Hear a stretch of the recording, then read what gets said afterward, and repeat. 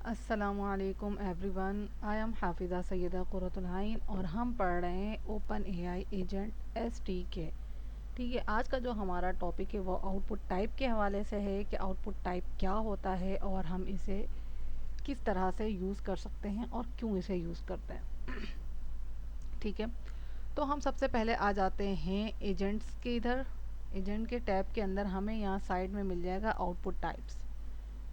Output types के अंदर आने के बाद एज़ पर डॉक्यूमेंट हम डॉक्यूमेंट पढ़ते जाएंगे और अपने एजेंट पे वर्क करते चले जाएंगे। लिखा हुआ है कि भाई by default agent produce plain text. It's mean that कि हमारा जो एजेंट होता है वो हमें आउटपुट क्या करता है, एक प्लेन टेक्स्ट में प्रोवाइड करता है। ठीक है,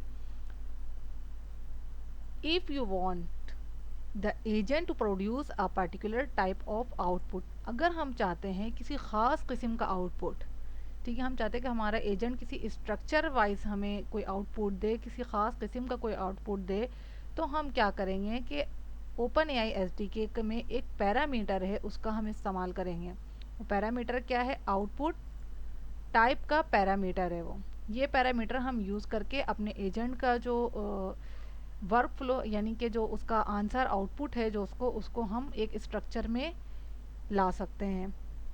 और इसको हम लिखेंगे कहाँ, ये हम यूज़ करेंगे आउटपुट टाइप एजेंट के अंदर। एजेंट की क्लास में हम क्या करेंगे, आउटपुट टाइप का पैरामीटर देंगे एंड हम वहाँ पे इसको बयान करेंगे। अच्छा जी, आगे ये हमें कह रहा है कि हम इसे यूज़ कर सकते हैं किसके ज़रिए, पाइडेंटिक के ज़रिए। ठीक है, पाइडेंटिक के ज़रिए हम इसको यूज़ कर सकते हैं, जो कि हमें जब हम ओपन एआई एजेंट एसडीके में हमें बाय डिफ़ॉल्ट यानी कि बतौर गिफ्ट जो है पाइडेंटिक हमें मिलता है। ठीक है, अब हम क्या, इसके अलावा ये हमें कह रहा है कि हम data class list type dictionary को भी यूज़ कर सकते हैं और इसके अलावा जितने पैकेजेस हैं उनको भी यूज़ कर सकते हैं इतनी किसी ख़ास किस्म के आउटपुट टाइप के लिए। हम आ जाएंगे अपने कोड की जानिब और हम देखेंगे कि हम इस पर किस तरीके से काम करते हैं।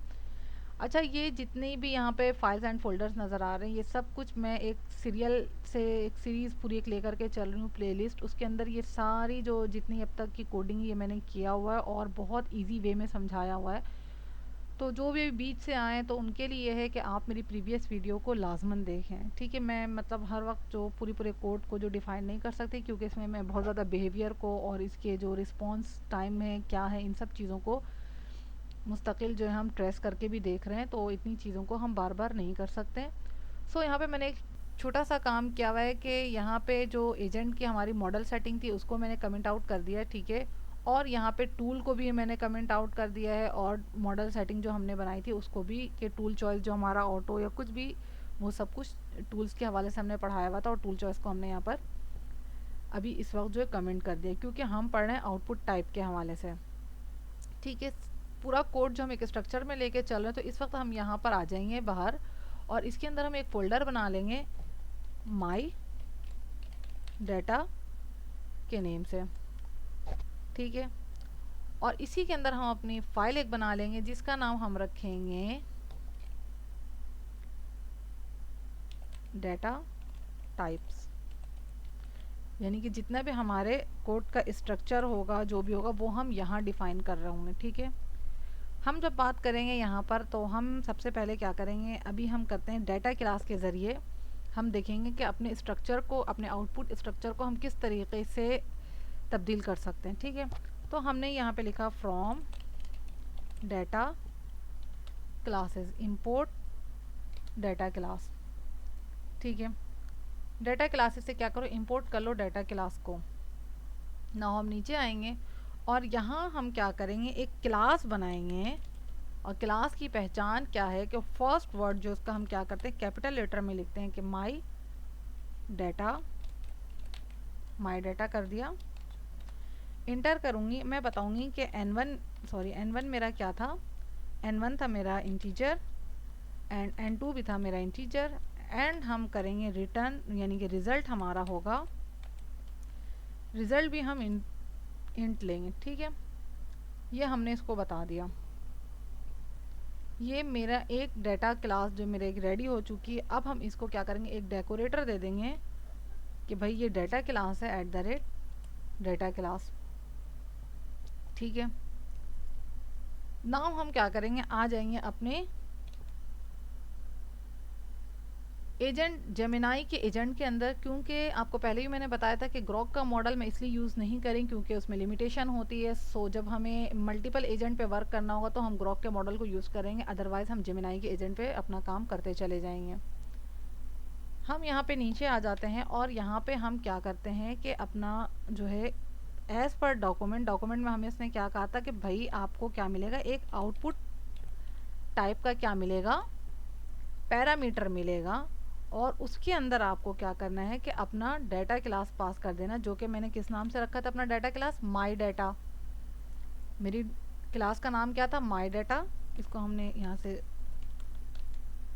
कॉपी किया, जेमिनाई के एजेंट पे आके मैंने इसको यहाँ पे लिख दिया माई डाटा। अब यहाँ पे एरर इसलिए आ रहा है क्योंकि हमने इसको इंपोर्ट नहीं करवाया। हम करेंगे इंपोर्ट फ्रॉम माई डाटा के अंदर जाओ, माई डाटा के फोल्डर में जाओ और वहाँ से जाके क्या उठाओ, डाटा टाइप के नाम से एक फ़ाइल है,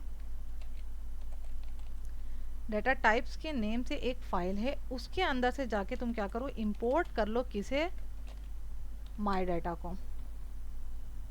ठीक है, आई थिंक मैंने यहाँ पे माई डाटा, अच्छा यहाँ पे देखिए मैंने इसको थोड़ा सा गलत कर दिया, डेट टाइम कर दिया, जब भी वहाँ पे एरर आया ये आ गया, सही है। माई डाटा के अंदर जाओ, माई डाटा के फोल्डर के अंदर जाओ और वहाँ पे डाटा टाइप्स .py की फ़ाइल है। इसमें ये जो है ना प्रॉब्लम काफ़ी ज़्यादा आती है ना,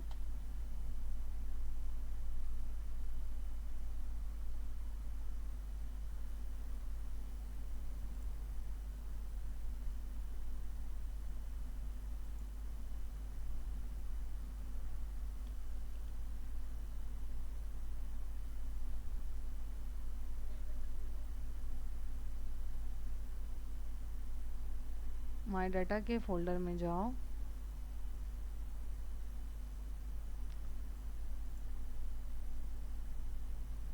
ये ऐसा एरर क्यों दे रहा है मुझे, फ्रॉम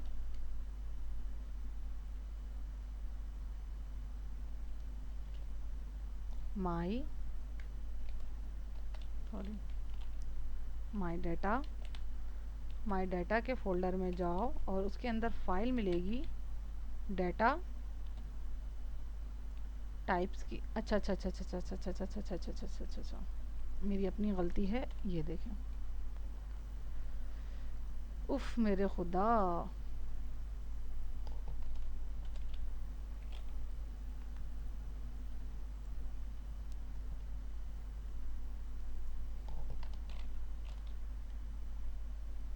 ठीक है,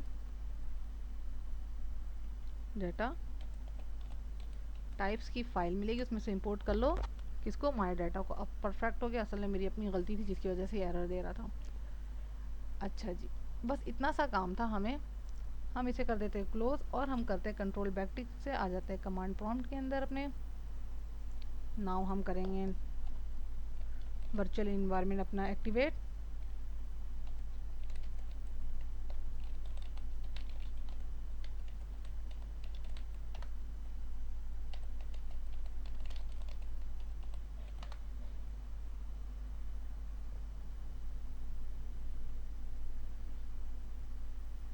ये देखें, इसने हमें आंसर कितना ज़्यादा स्ट्रक्चर में दिया कि n1 क्या था, n1 था 2 एंड n2 भी था 2 एंड रिज़ल्ट आपका आ गया 4 दिया। हम आ जाते हैं अपने वापस माई डाटा के अंदर, डाटा टाइप्स के अंदर, और हम दोबारा से एक क्लास बना लेते हैं। ये तो पता है कि ये कोड की हमारी ये खूबसूरती है कि हम एक काम करते हैं और बार बार उसे रीयूज़ करते हैं। ठीक है, हम यहाँ पे क्लास बना देंगे माई डाटा और इसके अंदर इसका नाम यहाँ रख देंगे, माई डाटा को हम कॉल करेंगे। अभी इसको मैं समझा देती हूँ। यहाँ पे हम बेस मॉडल किसका, पाइडेंटिक के ज़रिए हम काम कर रहे हैं, तो पाइडेंटिक का हम क्या करेंगे, यहाँ पर बेस मॉडल को कॉल कर लेंगे, पाइडेंटिटी के बेस मॉडल को हम यहाँ पर कॉल कर लेंगे। नाउ इसको हम करवा देंगे import from open AI, import from पाइडेंटिटी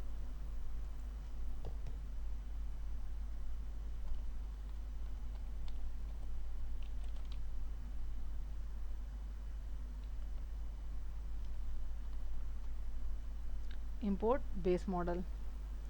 हमने इसको साथ साथ वो भी करवा लिया। फिल वक्त हम इसको कर देंगे कमेंट आउट।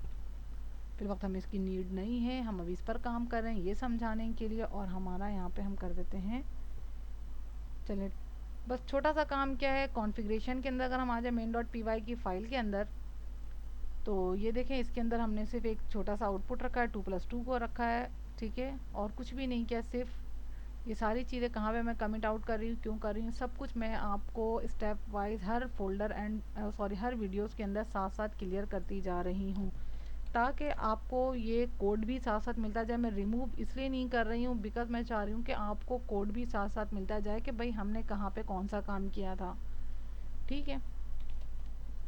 हमने कहा CLS एंड किया UV run main.py,